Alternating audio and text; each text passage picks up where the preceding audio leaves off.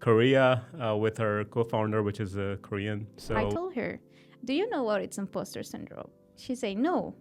If you really understand your product, if you really understand the problem that you're solving, you can always have like a We want to do things. wanna be. I want to be. I have to look the best in the town, so like okay, whatever, take this money, make me the best, make me look the best. Hello, ladies and gentlemen. Welcome to another episode of the Doers. Today we are live from Seoul, and with my latest and greatest friend. She's one of my close friends. Her name is Amahali.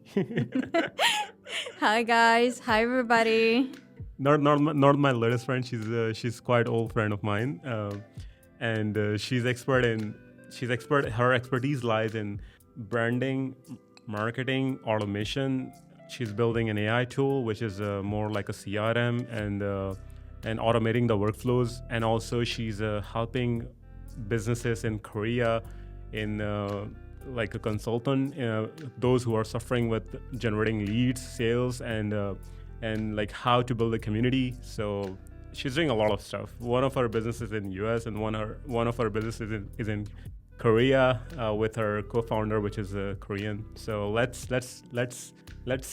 listen from the words of Amahali. Amahali, go ahead. Could you please introduce yourself? When I listen to you, it's like the girl is doing what? Everything? No, well, I'm not doing everything alone. So that's the first part of the thing. As you just introduced, in Korea, it's more business coach. But when people ask me, I'm more like a problem solver.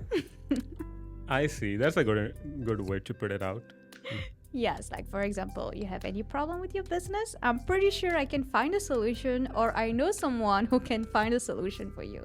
That's amazing. That's really amazing, because one of the saying that I heard is like, it doesn't matter if I know the work or not. Just give me the money, pay me my fees, and we will get it done. It doesn't matter if I do myself or someone else do it. We'll get it done. It's exactly that. So could you please explain more about like the thing which you are doing in US, and also like in more details how you are helping like people in as a business consultant or coach? Okay, so as a business consultant, I built a learning system. It's a little bit like when you have to do, for example, sales. It's most of the time the same process, but it's just a way to do the things that are different and original. So we'll systemize that and use template. I see. And also implement AI and automation to make your work easier. So let's take an example. This learning system, it's like a workbook. When it's summer, our parents ask us to have some, we are not good at math. We will have this book with exercise to work on it. So even a child normally is able to learn from this learning system and apply it into his business easily. Interesting. So it's like you have developed some templates that you give to the founders. Is that? I developed the system for myself first, and then depending on the problem that they have, I pick from the system the element that they need and tailor it into them, like their problem. I see. Let's okay, to explain it in more detail, let's take an example. For instance, I come to you and I'm a suffering founder. I'm not getting a lot of leads, and I'm like, what the hell am I doing wrong? How would you like start the process? Let's say I come to you and I say, I'm not getting a lot of leads. My product is great. I have like AI, and I have like a lot of things going on in my product, and it's great. People like it, but they are not buying it. The thing is that is really your product great? Okay. When you came to me with a problem, I don't really listen to you directly in what you think is the problem. I see. The first meeting, we take a seat together. I'm like, okay, show me what is happening. And we identify together where are the problems, or where is the problem if it's only one problem. And from there, I came up with certain element of the system that will solve the problem. But to make it easy, it's like in 8 weeks. Okay, the process is 8 weeks. Week 1, we analyze together what you're doing, your actual process, what you're doing well or not. And from that, we fix what you're not doing good, or we make better what you're already doing good. I see. So first week, it's just analyzing. Second week, we came up with a tailored process to you. Third week, we implement this process together and teach you how to put it one by one, having an actionable plan that you have to follow. And from week 4 to week 8, we meet once a week to make sure that you're implemented in the right way. And if you have any questions or you're stuck somewhere, we are here for you. Is there any like a recent use case that you can share with us, like any recent example? Okay, there is this girl.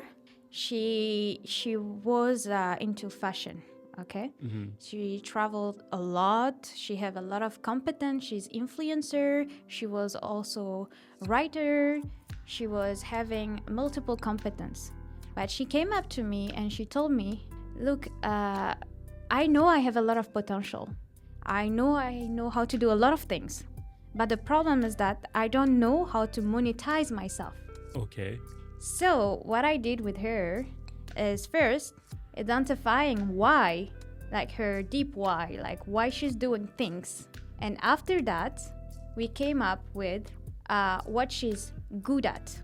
It's like a process, okay? First day, it was, okay, let's talk. Tell me a little bit about your story. What are you good at? Entering a little bit in her head, understanding all the things that she suffered of, all the things that she can feel useful of doing. You know, most of the people that had to suffer because people don't help them, they overhelp others because they wish people help them once. They act like you are your action, and what makes you happy is the mirror of what you wish you will have one day. Exactly. So when you came up from the beginning into what you really deeply need, because most of the time you already worked on it, find a solution, and then ready to help people with. It's easier to to help someone to make clients, but not easier to help yourself to make clients, for example. Exactly. Okay? So everything came up from yourself. First, with them, I understand a little bit their personality, how they think, their trauma, their way to behave. And after that, we came up with a problem that they had to face, but without realizing they love helping people with that naturally. I see. Or they love doing it naturally because they had the skills about it or whatever. Okay? And after that, when we find out their motivation draining, why they want to be entrepreneur, because let's be honest, nobody is entrepreneur without trauma. Okay? Okay. You have a reason of being entrepreneur. Okay. Nobody is entrepreneur. By the way, that's a story time. Later. Okay. There is this in Dubai. I met this multimillionaire guy who told me, "What is your story?" I told him, "What? What do you mean?" He said, "Nobody is entrepreneur without a story."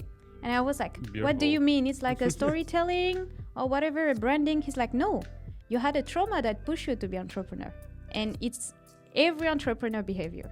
You have your own trauma that push you to be entrepreneur, that bring you in Perfectly South Korea." Perfectly And it's the said. same for everybody. Okay?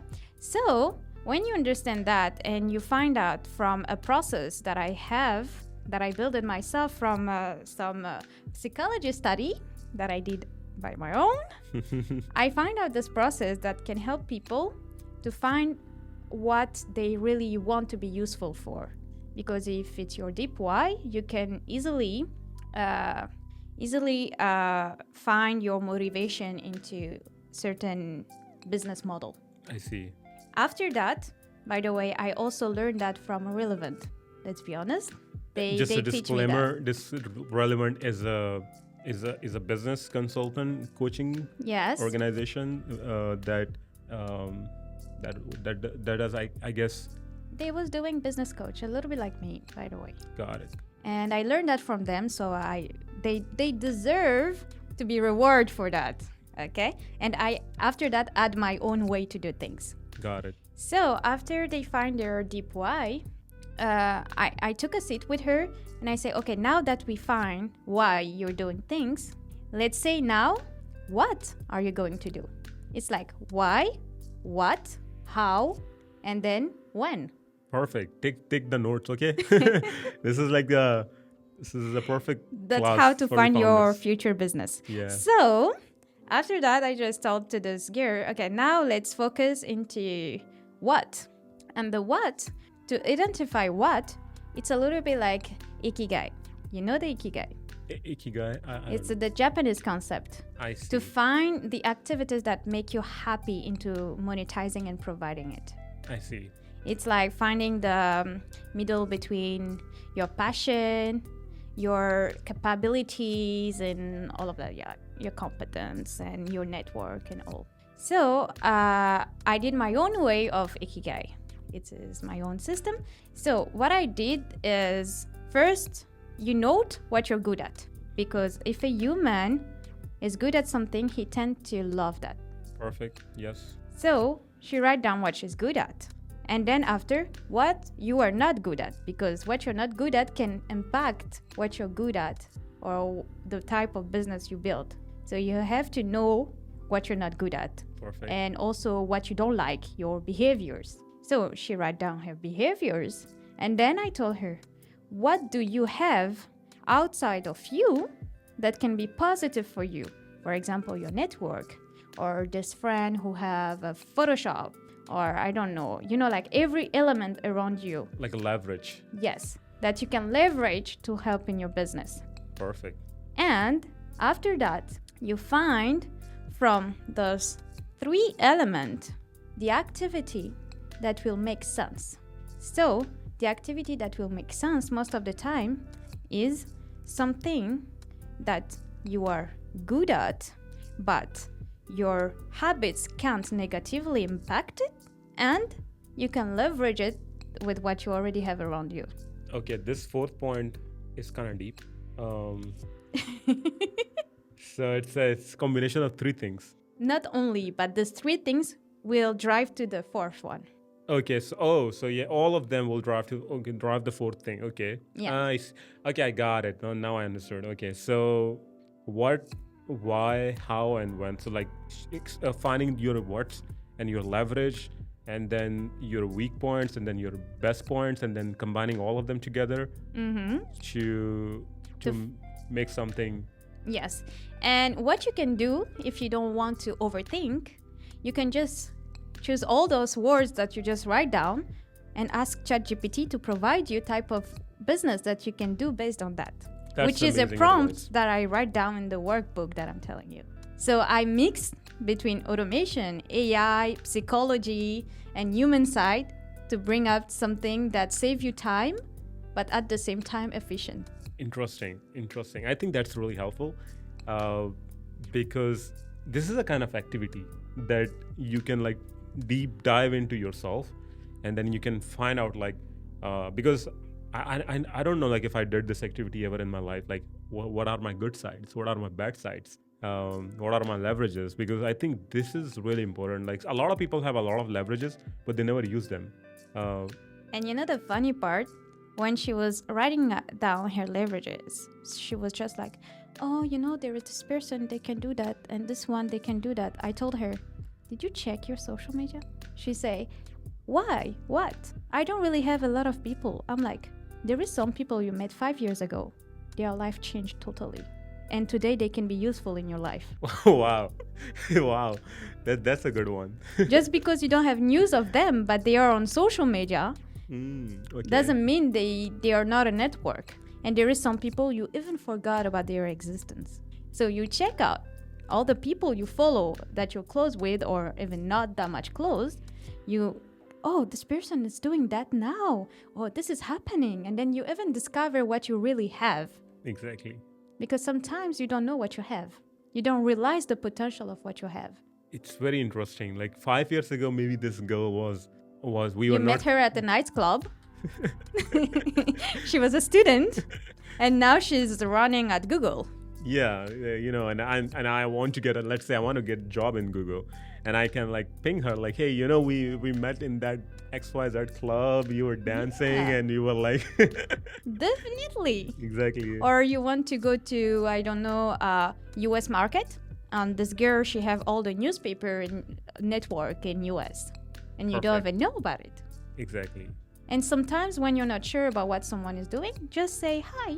Like What a are you doing cold now? reach out. Cold reach out. Well, what's the strategy in cold? Because that's a really big domain. If we just talk cold reach out, that's still like, I don't know, like what is the best? Is there any specific template for in your mind that you utilize for the cold reach out? Like you don't know anyone, but you want to reach out to him or her, and you want to leverage that person. Let's take, for instance, LinkedIn. Let's Someone that you don't even know and you want to drop a message and keep his attention. The thing is that people try to look like something that they're not. They try to manipulate indirectly by sending certain type of messages. But there is 1,000 people like you that try the same, okay? Yes. So, to be different, be yourself. Because there is no two people like you. That's the first thing. Yes. Second thing, no need to be professional. Right. Just dare. Hey, how are you? It's been a long time. Let's grab a coffee to get to know each other. Or if you never met this person, just say, "Oh, I just saw that you're in South Korea. I would love to grab a coffee with you because I'm tired of those social media. Let's just meet." Interesting. And I can tell you, I did that in Korea and it worked very well. Nice. I never got a no, and even though they are not here, they will be like, "Oh, that sounds very interesting. Then I'm not here, but I will come back next week. Let's do that." That's great. And you don't need to take it like, okay, she's girl, so everyone respond her. No, not that. It's not like everybody respond. No, the energy that you use to send a message is the energy that they will receive. It's a very great point. It's exactly like that. Like, for example, let's take for instance, if I talk to you in confidence that you will not say no and you will answer, don't worry that you will answer. Because you already felt that we know each other. It's logic that you will answer. Exactly. I learned whatever you said. This is really great point. I learned this thing from Walmart. I used to be like a long time ago as a customer service of Walmart, and they said like whatever you're typing behind the screen is impacting like the other side of the screen. The customer is sitting on the other side of the screen, and if you're feeling emotional and if you're happy and you're writing it, he can feel it. So like I was like, wow, what the fuck is this guy talking? It's like it couldn't make any sense. Like how can he like? And now when I reach out to anyone, if I'm in a happy mood, I get yes all the time. And if I'm like in a sad or angry mood, I can feel it like I'm writing in a different way. So I totally can relate this thing that whatever you are, if you have like a good intention and you're full of energy, people love to meet other people who are full of energy. Not like, hey, so nice to meet you, like a regular template. Totally agree. And I remember one of my mentor when I was on, he was like teaching me how to do cold calling because I was like, it's too hard, nobody answer. He told me, smile. I'm like, why? He said, stand up, smile, be confident. I said, but he don't know that I'm smiling. He said, he sensed it. Lovely. I totally agree. Okay, go ahead. I'll put some light on this as well. You can put some light on it now. Okay, so yeah, this is another rule. This is really important rule in Walmart. I'm really grateful that I had training from them because Walmart is one of the biggest and the best customer. They have like one of the world's best customer service in the world. And of course, they are everywhere in US. They said that when the customer is approaching you, even if he's like, it's called 10-foot rule. So like he or she is standing on 10 feet far from you, you gotta start smiling. Whatever, just start fucking smiling. Don't be like sad or stand still or do nothing. Start smiling. It's the energy that will be transferred from you towards her, and she will start like feeling good in good mood. And when you're in good mood, you buy. You do the business. Totally agree. It's like, for example, I remember, in Africa, if you want to learn how to sell, go to Africa. Because those people, or go to a market. You can just go to the market here, okay? When you go there, you are their best friend. You are their best friend. Right. Literally. Right. It's like he know your family, okay? He make you feel so comfortable that at the end you want to stay and listen to him. And even if he wants you to buy everything, you're like, he know his shit. Like, let's just go to Myeongdong in the skincare market stuff. You go to Myeongdong. I don't know anything about skincares, but just because they look so friendly, they seems like to advise me very well. Like, imagine they would tell you, no, don't buy this because this will not be good for your skin. But this is cheaper. Buy it. I swear I buy it. I'm like, I don't know what you're talking about, but this thing I will buy it. Abibi, give it to me. Yes, it's like not that much expensive for me to give it a try because what you're selling me seems great. Exactly. Like the smile and the emotions that are behind, like, oh, this person really cares. Totally. So yes, after she analyzed the 4 elements, the 3 elements. So after that, I start telling her, oh, so you can do this job, you can do that, you can do that. You can build this business, this one and that. So I start listing. And there is something that all entrepreneurs have in the beginning. I'm very curious, what is that? Imposter syndrome. It is so true. Last time I had a podcast with Nayo, and this is one of the key highlighting point that she said. When you're just beginning out, you suffer with imposter syndrome. So yeah, go ahead. So she started telling me, yeah, but that doesn't really, because there is this and that and that. And I was like, yes, I'm listening to you. Go ahead. And when she finished, I told her, do you know what it's imposter syndrome? She said, no. I said, like, go check online. So she checked online and I told her, are you identifying yourself to that? She was like, I don't know. Then I start listing out the things. And she was like, oh, true. And I say, you remember you told me that it represents this part of the imposter syndrome. You say that it represents this part of the imposter syndrome. So at the end, she was like, oh, true. And then I say, you know how to fix that, right? She's like, no. No, of course. Of course, no.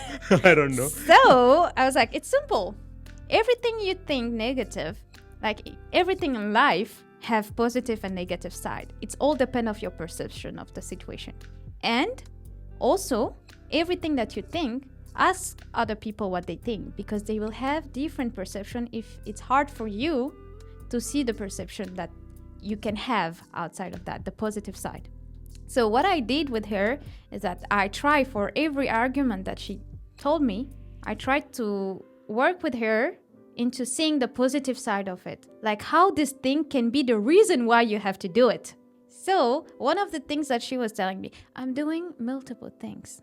I told her that's why you can visualize what other people can't see, because they are into details. And you are not into details, you are into the overview. I see, you're everywhere.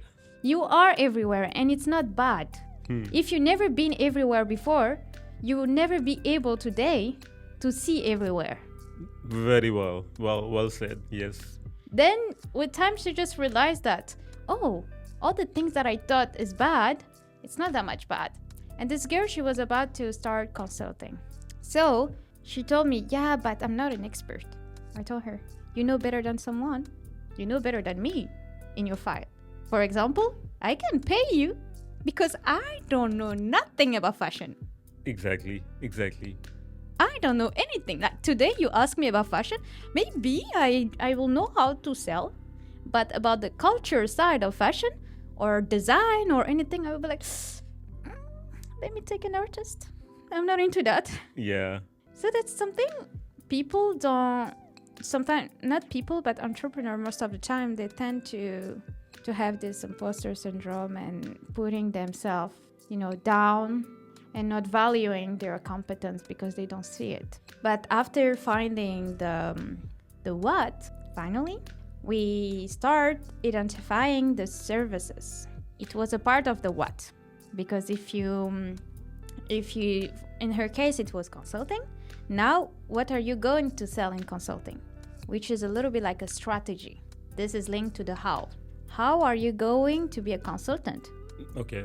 For the how, everything have to be linked. The pricing have to make sense. Any service have to be linked. You have to be able to upsell your services. if you sell one service, you have to be able at the end of the service to say, oh, I have the 2 others that you can be in need. So like you're doing the referral of your own services. Yes. You know what it's an upselling? Yeah, like you sell one thing and then you start selling relevant other things as well. To the same person. I see. So, for example, if it was easier for you to have someone who pay a subscription for $10, you can offer him something to $100, and after offering him something for $1,000, and then $10,000, and then $100,000. So like, okay, so it's just like going totally to the new market and doing your work and finding a totally new customer, which is a lot of work. Just sell to the existing one. If you disconnect all your services, it's way more hard to sell them because every service will have different persona. I see. You have to have the same persona. Who are you selling to? And then what are the multiple things that I can sell to this person about consulting? So if you don't even know who you're talking to, you're already lost. No matter the service that you're providing, you're lost. It's going everywhere. I see. So like knowing the deep part of that customer is the first priority. When you say you're offering a service, it's to help someone or Perfect. to help to do something. Who are you helping? So if you don't even know who you're helping, why are you offering services? Right. You have to know first who you're talking to, understanding what they need, and then offering them what they need. People tend to think about service before thinking about the person. That's very well said. I agree because yeah, when you're talking with when I'm talking with the customer, I'm all in my mind is like, how can I sell this person? How can I sell this person? Regardless of knowing like what is actually his suffering point. Yeah, but you build a service without knowing who you're talking to. How do you expect to sell? It's way more harder. I have a scar tissue. I totally agree. I think that's like every first time founder make this mistake. Yeah. Right? I think Startup most of the time because they love their product. Product is something you can sell and change whenever you want depending on the person in front of you. So if today I'm talking to, I don't know, let's say I'm talking to startups, okay? I know what they need today. So I provide them what they need today. Those people are my leads, okay? yes. But tomorrow they have other problems. That's an opportunity for me. I already have the people and I can sell them something else. Right. That will help them because at the end of the day, you have to be useful. It's not all about selling. It's about being useful and you help each other because by helping them, they help you also to pay your bills. Right. Yes, exactly. And I think in tech products, I'm not really expert in that, but when you have like a one feature, like the way you said, like if you provided one service and then they have another problem and then you go fix the other problem and you charge for that, which is kind of upselling thing. But like in my case, like in my product, let's say I have one feature. So I'm going to share my small example that's so that you can like relate it to that. So let's say I have this video editing software, which is based on AI and one, like, let's say I convert the long podcast into shorts and the user like it. They were, okay, I'm going to pay you for this. This is a great feature. But then after that, they come back to me and they say like, so, well, it doesn't have a feature it doesn't tell me what title should I put in my YouTube. So it can make the shorts, but it doesn't tell me what title should I give to that short. Can you like use the AI so that it can auto-generate the titles as well? So like I don't have to write description or hashtags. So like first they come with the title and then can you also do descriptions? Then can you also do the hashtags? Which is like, now that is something I cannot upsell because I have to do that. Otherwise, if there is a better product, I'm afraid that they might shift to that product, which is doing already this thing. So like this. So what I mean is like I cannot upsell my same feature. I can make it better and better and better, but I cannot upsell it. But I think so. What I'm trying to understand is the rule that you told me of upselling. Does it apply to everything, or like it is limited to what I just explained? About tech? Yes. It's digital products. Your case is a platform. Right. There is something to have in mind about platforms, tech industry most of the time. Tech industry is a trend. You have to fit into the market trend. So if you lose this trend and you're not enough smart to fit in it on time, or not smart but you didn't saw the opportunity on time, your business will end. Most of the tech company will end one day. Okay. Because there is a shift that you can't fit in anymore. You have to change all the structure of your business that you build all this time to be able to fit into the trend. Perfect. Let's take the example of Facebook. Mm-hmm. Facebook was amazing. They had Instagram. They buy Instagram. Everything was amazing. We all love it. Right. Until, boom, TikTok came. What happened? To be able to fit into the market, they had to add Reels. They had to add what Snapchat is doing. They had to fit in. But the problem of that also is that if you try to fit too much, you will be everywhere. Exactly. And when I say you will be everywhere, you will overwhelm your users. Oh my God, that's so true. That's so true. I'm thinking something in my mind. Yes, go. Because you want to fit into money, opportunities, blah, blah, blah. There is a moment when you have to acknowledge and realize that that's why we say community building. If you have the right community, even though there is other app, because you are easier for them, you build a product for a specific person and you fit into this person, not into the market. So you have to fit into the reaction of your users, not into the reaction of the market if you want to stay alive. That's a way to keep them. And when I say that, I'm not telling you to do whatever they want. It's not about that. You can't do what everybody wants.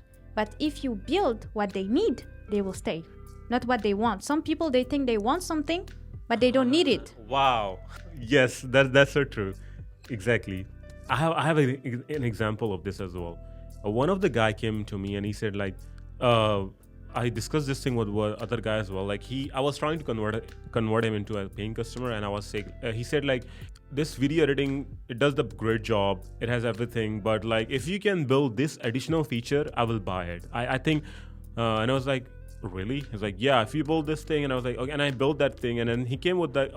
I think it is missing now this thing, and he was like throwing more and more things. But when I sit down with him and I start studying his psychology, and I realized that was his not need even. Like he's like a weather bee. Like he needs editing tool like once in 2-3 months. So he's not gonna pay for that. If I need this thing like once in 3 months, why would I pay every month for that? And so I was like, well, he's not my customer. I'm wasting my time. Whatever he's like bringing, he can bring, like, I can work with him as a consultant for like 1 year. I can keep building, but he's never gonna buy. He's never be satisfied, and like, so I totally agree that you need to focus on what they need, and user oftentimes they don't even know what they need. They start asking what they want, but they also cannot identify their pain point. Let's take the example of AI. Who thought they need AI before AI came in? Who thought I need AI in my life? Yeah, exactly. Like AI came from nowhere and we were like, oh, amazing, I need this tool. Exactly. And they built a community around it. And now what happened? Everybody will stay to ChatGPT. You know why? Because AI industry is overwhelmed. It's easier to stay where you know and where it's easy for you than going and discover. You don't have time for that. You have to make money. So if something is enough useful for me, I don't care about the other things that came in the market. Right. I don't have time to go to discover if what I have is already enough useful. Yeah, exactly. Like, if I, like, for example, if I need ChatGPT in my day-to-day life and it's solving one problem, I don't need to find the other competitors of ChatGPT. Yeah. I don't need to find what is better, but like, fuck it, I just need it.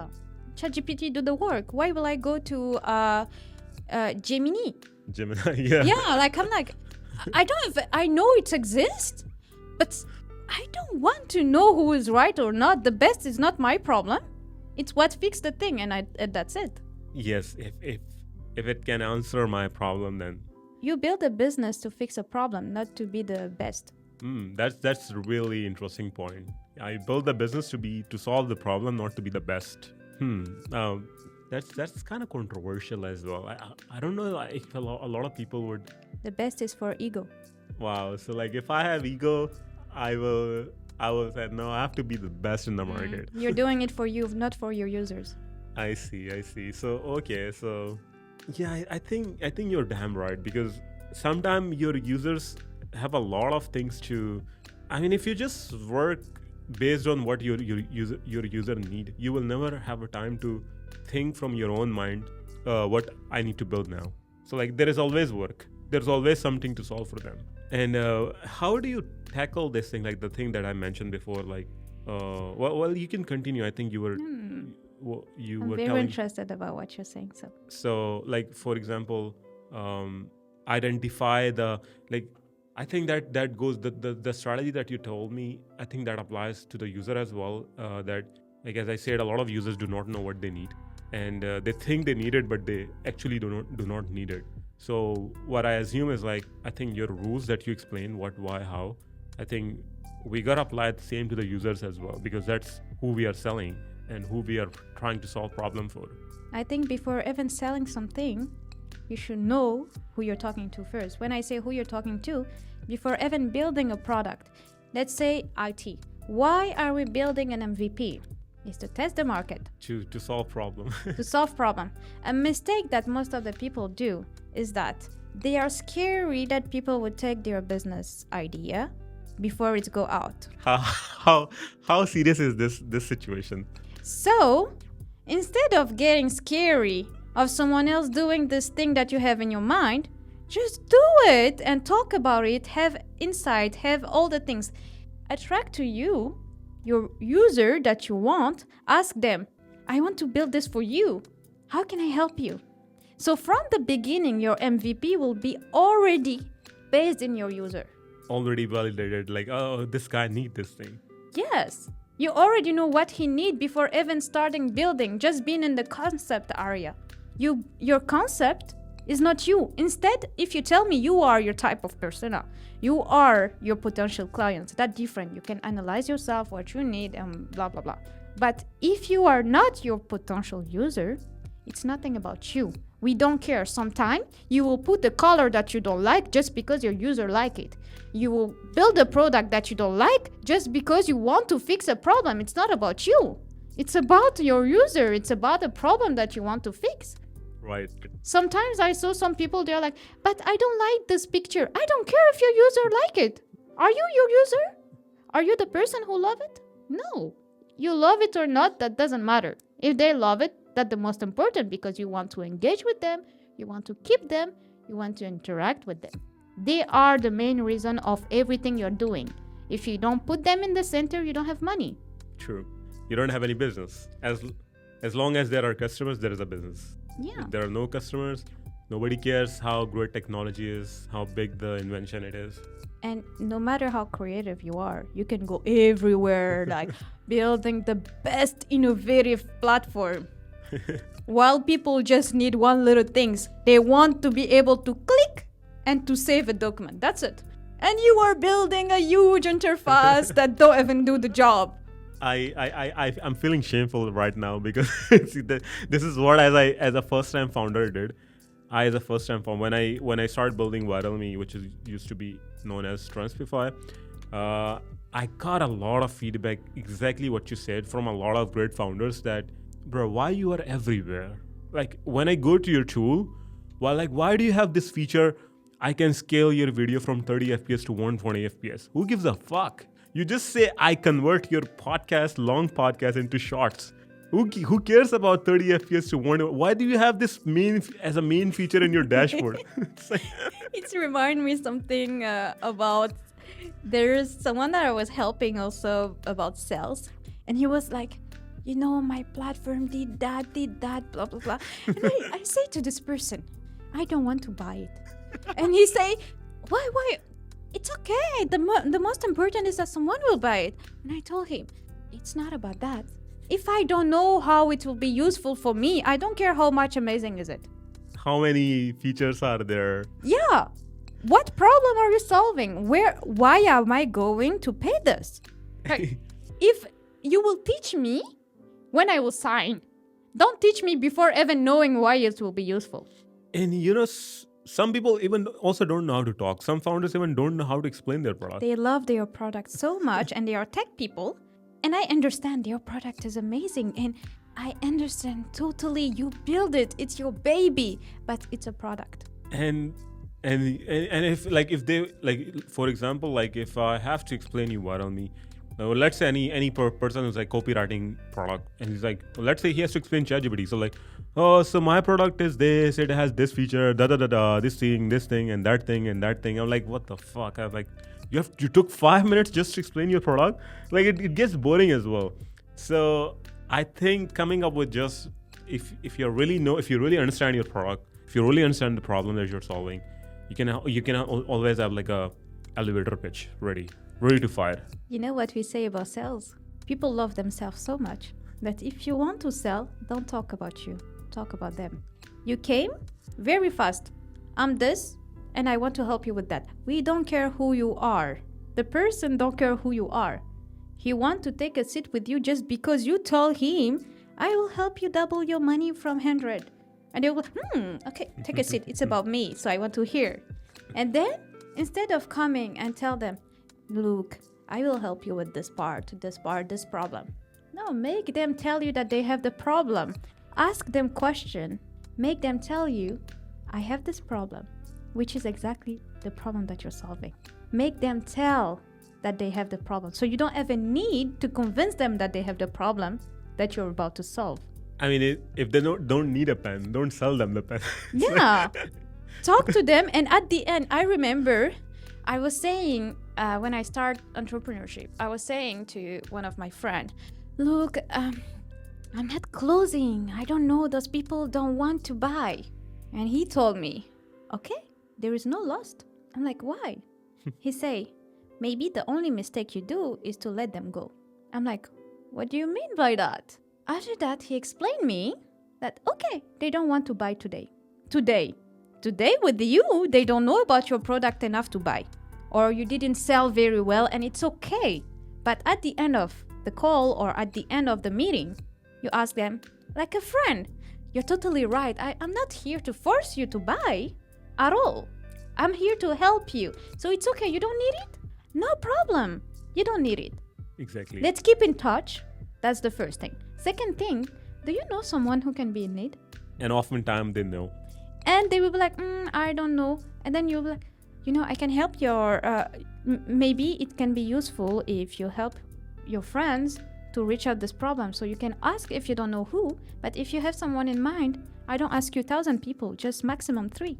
Connect me with maximum 3 people. Today, don't let him go without connecting you with someone. Exactly. I learned this thing recently from Alex Hormozy as well.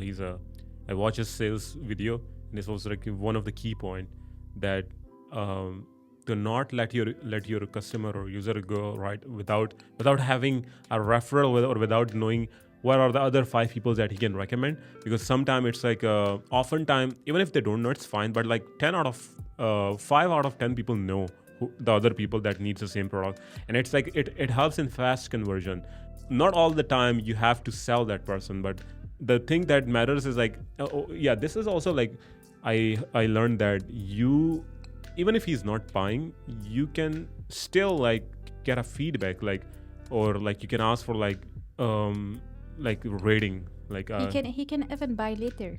Yes, right. And oftentimes you are saved in his mind or her mind. Like sometime one of the girl long time ago reached out to me and like, hey Ali, I remember your product was in this domain, and I met this girl in this XYZ conference, and she was doing the same thing, and I was wondering if I should connect you with her.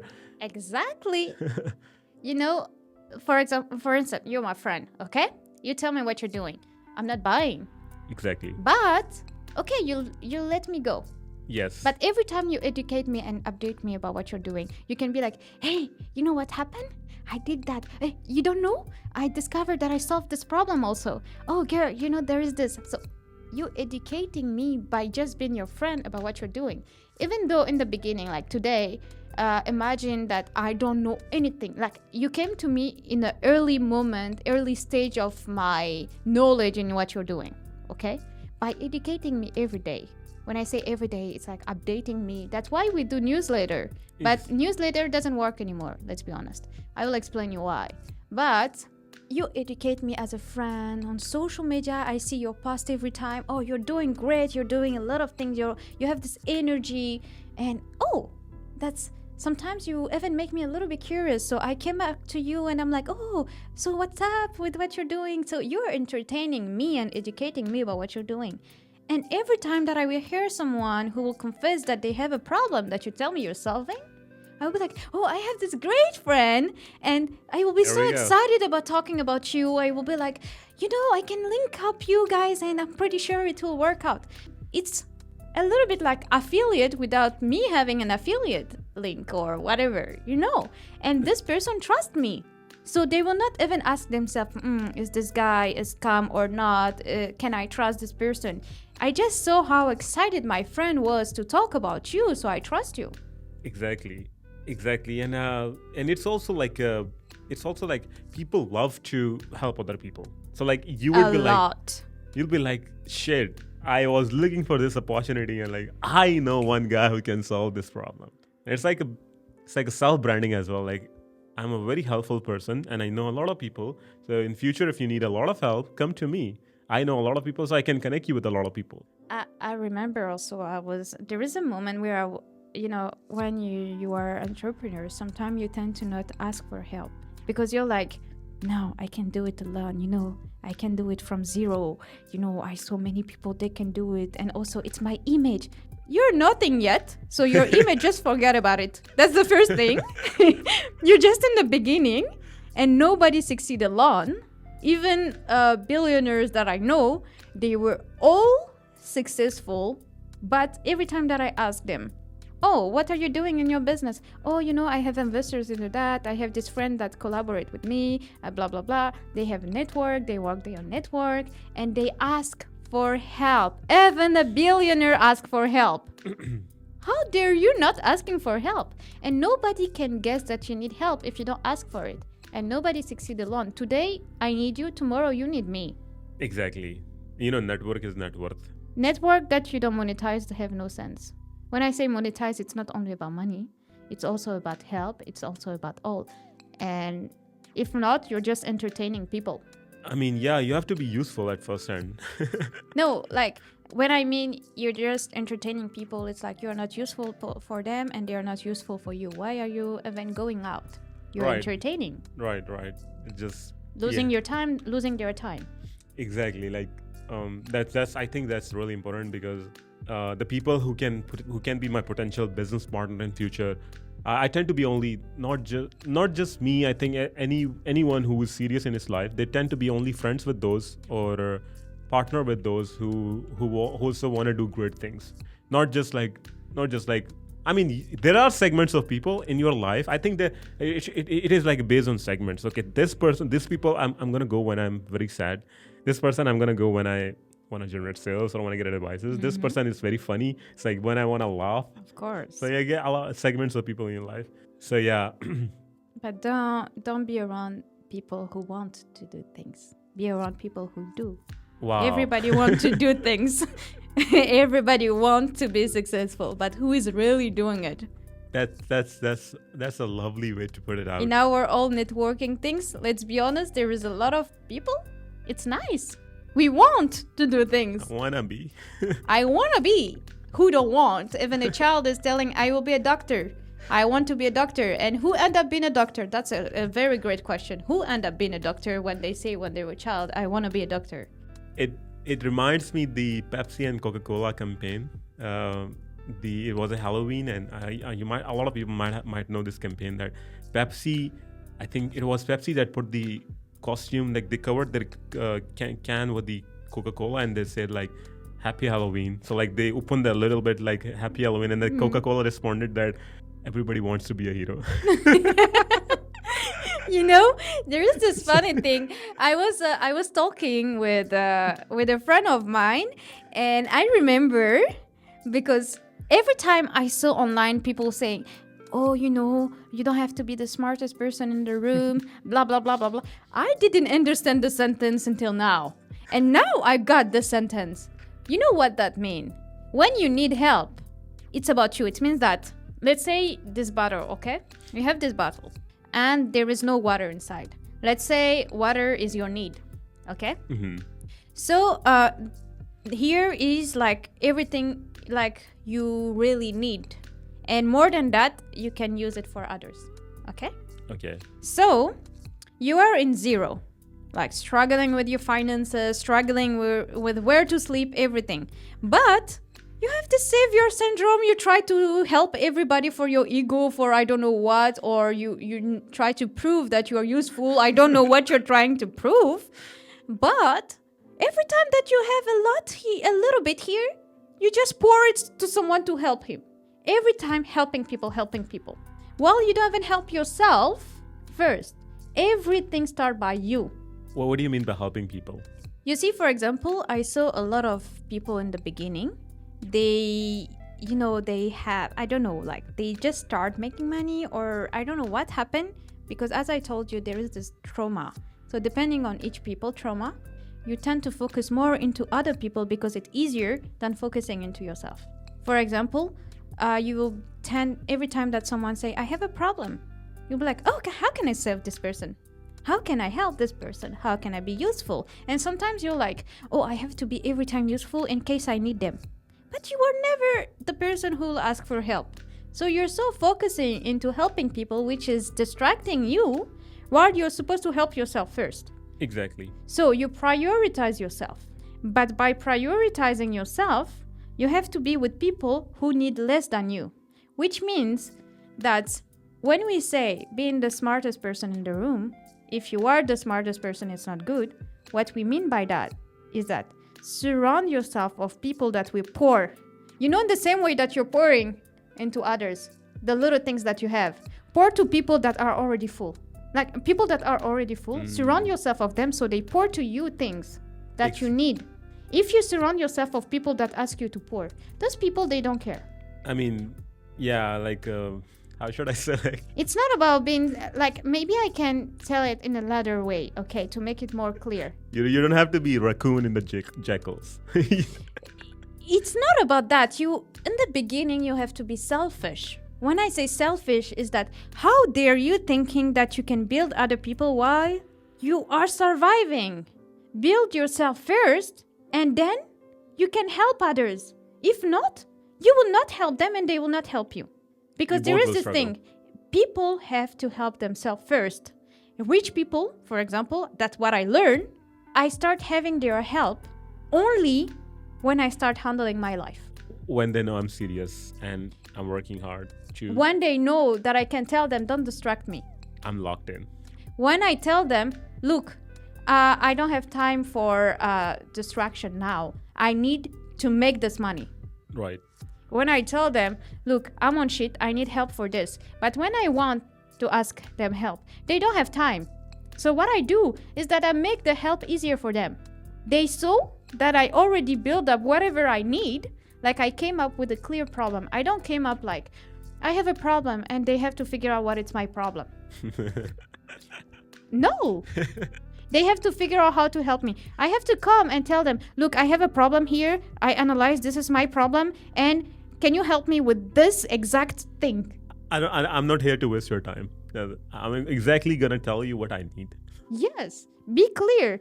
Because if you ask them, and also if you have every time problems, people don't want to be surrounded with people that have every time problems. This guy is he's like all the time problem. He's like, Yeah. whenever I see him, like, I'm struggling, I'm sorry. Yeah. Like, are you struggling all your life? Yeah. Well, this is also a very interesting point. I heard that people don't like losers.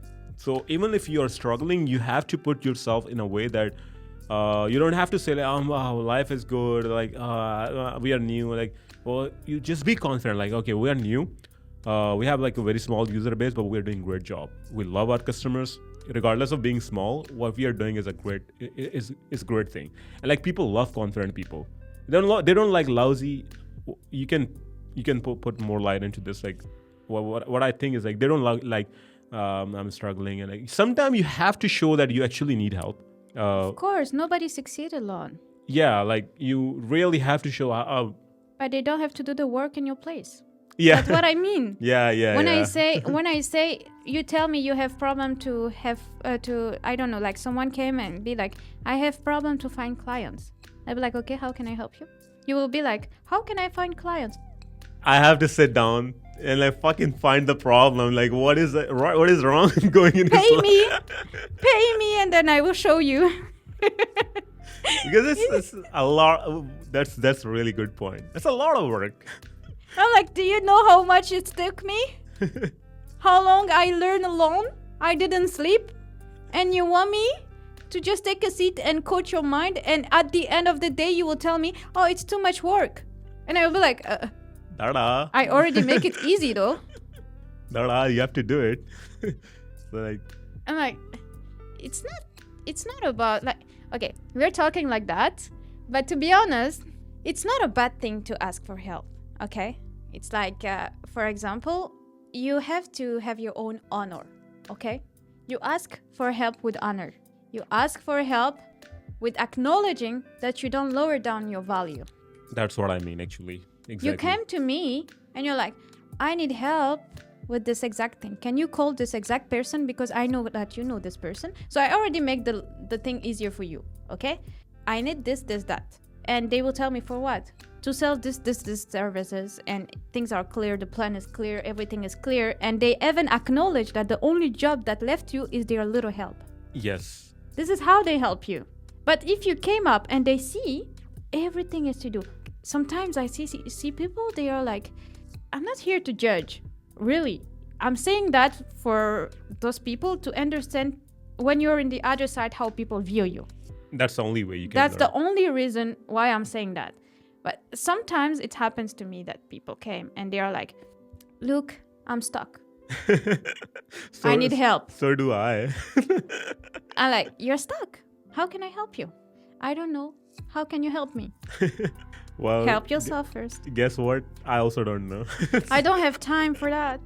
And I have this person who told me that, I contact him to be my mentor.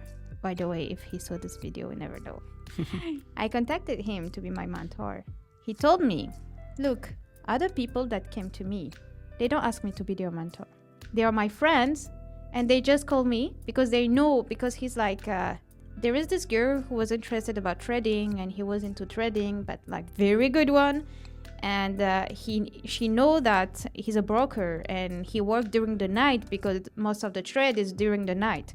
So what she did is she called him because she knows he's working, and she's like, can I pass by your house as a friend? And then he's like, yeah, of course you can pass by. So she just came with her computer. She looked at him, how he's working, what he's doing, observing without even asking, observing, and she do her thing. And then after that, she just asked him, oh, by the way, do you know this about that? Clear question that don't need a lot of time to answer.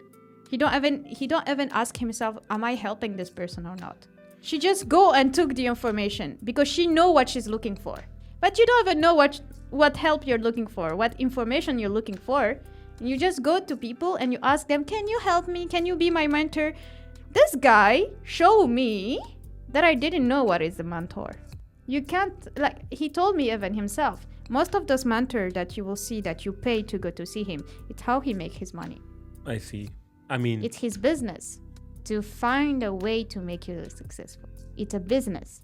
It's not only a mentor. A real mentor that will want the best for you is your friend that is successful. That's why we say surround yourself with people that do better than you. You go, you learn from them, you take the info, and they will help you. They've been in your situation before. Right. They've been there. They will never judge you. If you have a question, they will provide it to you. But if you're lost, you're lost. Find yourself. It's internal. Like, it's between you and you. There is certain things entrepreneurs know that it's between you, and they will not interfere. That's 100% right. The people who have done shit, they tend to be really careful. Like, one of my friend, I put it out in last podcast as well. Like, one of my friend has a saying that if a lot of people if the world was full of entrepreneurs, there will be zero crime. You know why? Because everybody will have sympathy for other people. They know, like, oh, this guy is suffering, because everyone is going through the same grind. So I feel like if I think it's like those successful, those are the people that you need. Those are the people that you need to surround with. Those who have actually gone through the stage and who can actually provide you genuine help without judging you. And also one of the you also mentioned one point which reminded me Alex Hormozy thinks of about sales. Sometime there are when you are asking for help. I think there are, even if it is free, like let's say I'm selling my product to you for free. Hey, this product is free. You're my best friend. It's totally free for you. Use it, please. And you still don't use it. Well, the major reason is that there are hidden costs involved in it. Hidden cost is my time. I have to sit down and I have to upload the video, and then I have to, even it's like very small, but I still have to work around it and then download and then upload to YouTube. This is still a cost of my time, which is more important than my money. I can pay fucking $50, I don't care, but I can hire someone else who can do this, who can do this thing for me. So like oftentimes, even with free products, there are side costs involved. Also, never do things for free. Never do things for free. Free undervalue your product. I never understood this thing. When I say never do things for free, I'm not talking about free services, that's different. But something that is supposed to be paid don't have to be free for one specific. What I mean by that, if it's free for everybody, that's different. It's a free product for everybody. It's in the same level for everybody. I see. But if something costs 1,000 and someone is telling you, can you make it for free, or can you knit down or do it less expensive for me? Say no, but not no like in a weird way. Just say, what's the problem? You can't afford it? So okay, let's make it simple. Look at this is the services. We can take off this. We can take off this. So you take off things that you don't need now and put only the things. Let's take for instance marketing services or sales. Okay, you are a consultant, you're helping someone with the marketing, the sales and whatever, d'accord? Now you're saying to this person, look, you can't afford now the sales, the marketing, the editing stuff, I don't know. So what do you need now is the sales, because you tell me you don't have money, right? So what we can do is that we take off all of those things, then pay only for the sales. If after that they say they don't have the money, you're like, okay, let's make it even way more easier. You don't lower your value. What you do is that, okay, you're my friend. So what we can do is, if you really sure you can't pay now, I will help you make the money because you don't have it, but I take a big percentage because I'm 100% sure about what I'm doing. But I will do it only for 1 month. And after that, you can pay me in normal way or just continue with percentage as you want. Perfect. One way or another way. You gotta. If they say, yeah, good, after you help them and they see all the money you took from them, from the money that they are supposed to give you, don't worry that they will tell you, hey, let's go back to the monthly payment that you proposed me in the beginning, which look less expensive than the value that you're bringing to me. And it's more money in my pocket. Exactly. It's that's so true. Like, I have one more story. One more example is that one of the guy said, like, let's say you come to me and I want to make a brand, and I'm a makeup artist, and you come to me like, hey, I cannot afford you, like really expensive. I cannot invest that much money in my makeup, like. And I like, you don't have to like lower the price, but you can say, okay, well, can you like 50% discount? Like, okay, where are you going? Like, well, I'm going to this party, and like, do you have a boyfriend? Like, yeah, I don't have a boyfriend, but I have an ex. Also, your ex will be there. Yeah, it was. Don't you want to look good for him? Fucking hard there, so that your ex will be like fucking jealous. It's like, now it's not more about her, it's more about ego. Yes. Now the ego is involved. Shit. I have to look the best in the town, so like, okay, whatever, take this money, make me the best, make me look the best. So I mean, these are like some of the sales strategies. Yeah, but to be honest, being an entrepreneur is so fun. I love that. It's an amazing experience, though. It is painful, but I love it. It's like you enjoy the ride. You enjoy the up and down and like. Uh, That's what we say about entrepreneurs. They're ascetic. Like, they love suffering. Exactly. They enjoy it. Yeah. It's not like they enjoy it, but they get used to it to the point that it's like they don't suffer anymore. Like, they don't feel the pain in the same way. Like I often talk with like whenever I meet someone new, someone wants to hang out with me. Let's say a girl wants to hang out with me, and I say like, you look, I'm an entrepreneur. I don't have life. I'm really boring, boring person. No, you're not boring. All I like to talk about is product. Like and not just like, it's like I wouldn't have a lot of things to discuss with you other than my own life stories. So like what I'm going through every day. So like it's like I'm a really boring person. So, like, I'm not okay with you. Not because you're not a boring person, because the perception is not good. What I mean by that is that, as I told you in the beginning, people love talking about themselves. You don't need to be boring or not boring. Just shut up and listen to them. I see. And you will never be boring. Tell me Because about they are yourself. entertaining themselves. You don't need to entertain people. They are very good at it. And just because they felt you listen to them every day, they can talk, they are, people are frustrated to not be listened. People are really self-centered. So when you let them talk, they are like, They like it a lot. wow, I like you because I felt you listen to me and I can talk, I can express myself, I can say all the things that I can't say to other people. Of course, because I let you talk. And when you talk, you feel comfortable and you're like, oh, I can tell everything. And this person doesn't look like shocked. So cool. So cool. So I love being with this person. And I tell you, after that, you become the most non-boring person. Just by being silent. I mean, that's actually true. Like again, it comes down to the point, like everybody wants to be a hero. Let them be a hero. I deserve it. Or I remember I got, in entrepreneurship, everything is not beautiful, or it's not about just struggling. Sometimes it's also about facing certain human behavior. Like, for example, some people don't have a healthy link with money.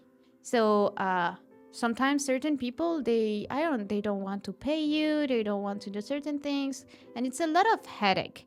And I remember there is my dad who told me, oh, why are you letting this person not paying you? Are you serious? You worked and this, blah, blah, blah. I told to my dad, look, the time and energy that I will put to have this little money that this guy is supposed to give me, it's a time and energy that I can put in a positive way to find out way more client. So if I focus too much into a little negative things, it will make my life so toxic. I will fight with this person and it can take years. It will never end. And at the end, if I saw in this person that they really don't want, it's just a lot of headache. It doesn't worth it. So every time I'm like, I don't need to prove that I deserve to get paid. I know it. I don't need to prove that I need this money because, I've been in worse situation. I've been in a situation that I don't even have a place to sleep. I don't have nothing, and I don't have money, and nobody knew that I have nothing. And I figure it out. I fix it. It's not you. I have a bed. I have food. I have everything. You don't want to pay me? Don't worry. I will find a way to have money anywhere else. Amahali is one of the interesting lady I know. She's like I wish you could meet her in person. Like she knows a lot of things and she has gone through a lot of things. And I think she's the kind of person you'll never feel bored around. She has a lot of shit ton of stories. Like, there are some people who I don't like people who just talk about movies and like other people's life.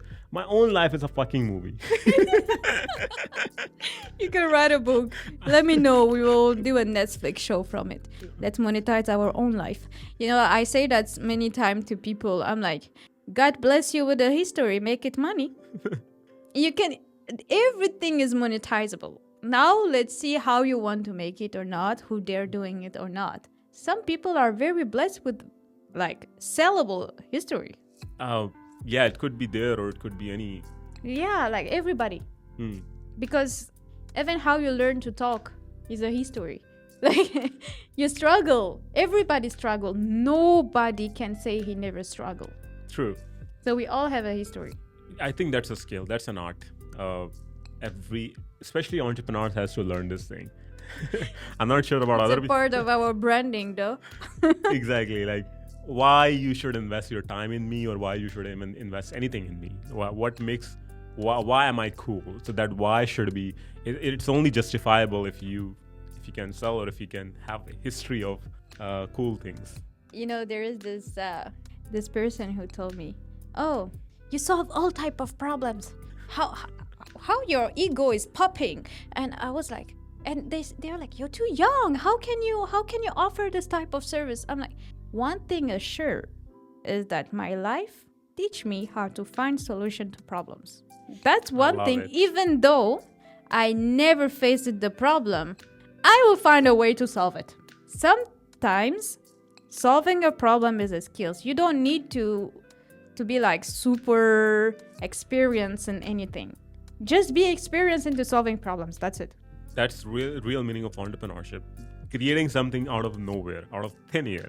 Tomorrow I'll just start coaching people, or I would. Well, you have skills. I think skills is your assets. If you don't have skills, then. Yeah, but I think it's more about experience. When people doubt, they're more like, "Oh, you don't have experience. You don't have this. You don't have that." Oh, I have my life experience. By that I mean, don't worry. If you have to think about what to eat tomorrow and you have to find a solution, don't worry, you will find a way to eat.